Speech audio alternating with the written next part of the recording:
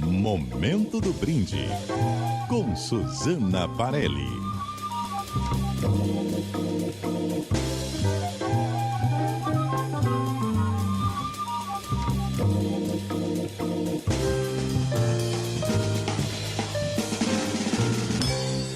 Suzana.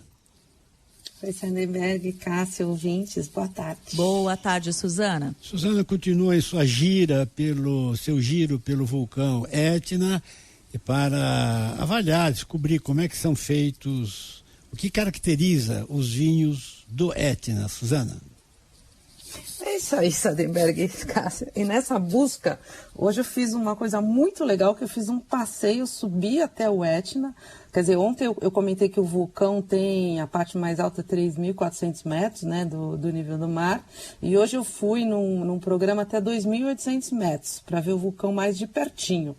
Eu achava que ia ter um pedaço de caminhada e tudo, mas não. Foi num ônibus, meio um ônibus especial, 4x4, para enfrentar, porque o caminho todo é um terreno que mescla neve e muita da lava seca, né? Da lava das erupções antigas do vulcão.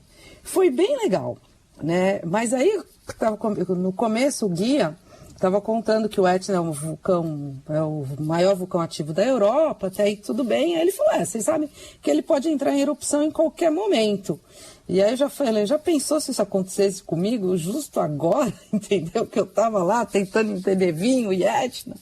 E aí o guia foi explicando, ele mostrou no caminho, tem vários sensores ao longo de toda a montanha, e ele diz que esses sensores conseguem monitorar o vulcão e sabem no intervalo de até 4 horas se vai ter erupção, e que daria pra gente sair tranquilamente nessas 4 horas. Eu confiei nisso e fui me preocupar mais com a paisagem, entender esse reflexo no vinho, né? Primeiro, você entende muito o que é um solo vulcânico, até pelas cores, né? Você tem um terreno de pedras super retorcidas dessas lavas, e os tons é tudo meio negro, assim, mas varia de uma tonalidade, tem uns reflexos, assim, quando são mais amarelados é que é um solo com mais enxofre, quando está mais acobreado tem mais ferro, né? E ao longo desse preto, assim, dessa coisa assim, tem muito branco, que é a neve das montanhas, e as nuvens, que a gente estava bem alto. É lindo, frio pra caramba, aí você explica também esse reflexo desse vento frio, venta muito, esse vento frio que vai para os vinhedos. E para o ouvinte ter uma ideia, eu estava 9 da manhã em Castiglione di Sicilia, que é uma cidade ali perto do Etna, embaixo. Estava 20 graus essa hora, às 9 da manhã.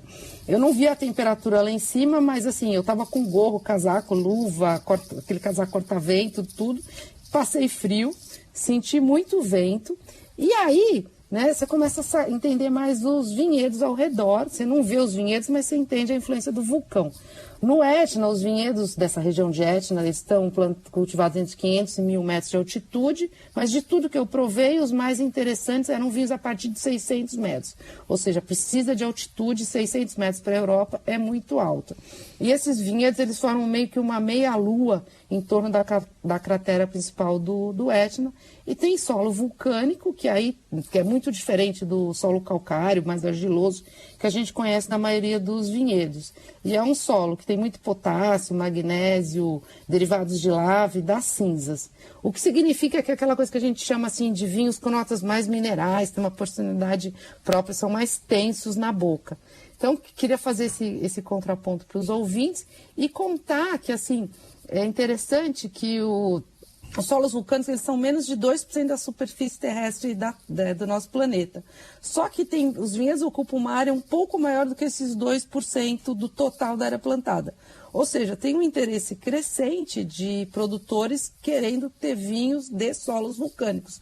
O Etna é o maior, mas não é o único. Você tem, né, próprio ao redor do Vesúvio, você tem na Grécia, você tem vários solos vulcânicos para a gente entender esse vinho por aí. Suzana Varelli, continua por aí ou já está de volta? Eu volto amanhã, infelizmente.